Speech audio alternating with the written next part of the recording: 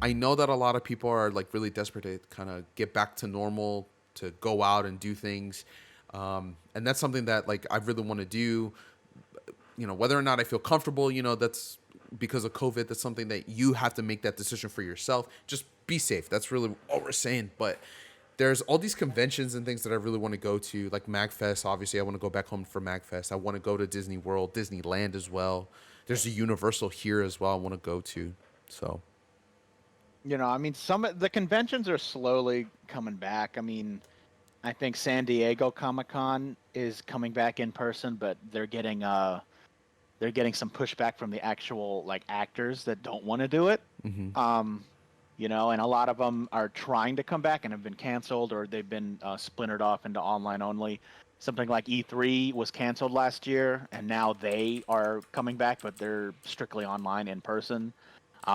The experience definitely isn't the same, but in my eyes, it's like, well, something is better than nothing. So I think that was definitely what we missed last year was just, I don't know why they didn't do an online only E3 because like what is E3 in your mind? It's you go to this big convention, you hang out with developers, they show you gameplay footage of their upcoming games, you could try out new games, but really it's just a giant collection of announcements and trailers.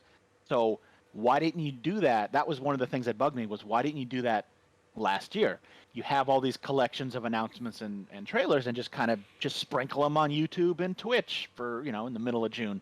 And that didn't happen. So all these game announcements were just kind of throughout the year, which just didn't have the same impact as I would have wanted. I mean, I understand COVID, there's development delays, but they're doing this now next year or this year coming up, right? It's in a few weeks. Oh, crap. I'm losing track of time. Yeah, so I guess they're going to be doing it now where it's just going to be maybe live streams, maybe interviews, but they're going to have, just showcase what everyone's been working on and having trailers come out. So it's going to feel a little better, but it's still kind of not, back to 100%. But it is better than nothing. So, we have that and hopefully no more games get delayed. right. The other thing too, I think, for E3, and by the way, that's like the next segment, right? Is E3 is we do know that some developers are coming back. I think it's a little bit more than just a collection of trailers. I think a lot of studios do offer like a alpha or beta testing of certain games, like at the actual event. You get to do that stuff there. So E3 is a really big one, especially for gamers. Being here on Twitch, E3 is really important because a lot of the streamers are playing these games and are wanting to get like their first hands on some of these amazing titles, DLC, all that content as well. Do you know any specific producers that are going to be at this year's E3? I know Nintendo will be there. Someone dropped out. Was it Sony? Some big name dropped out. Square Enix will be there. Didn't Bandai Namco will be there. Sega will be there. Sega? Yeah. Is it Sony? Someone, maybe EA. Let me do Sure. some more research. Who dropped out?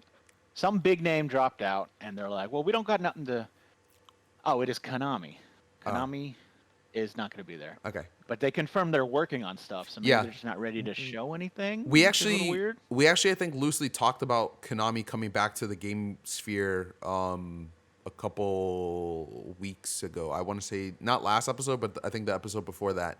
Konami did announce that they were working on a project, so it would stand to reason that for E3 they would want to talk more about that project. However, if they're not ready, then it would explain why they're not coming to E3.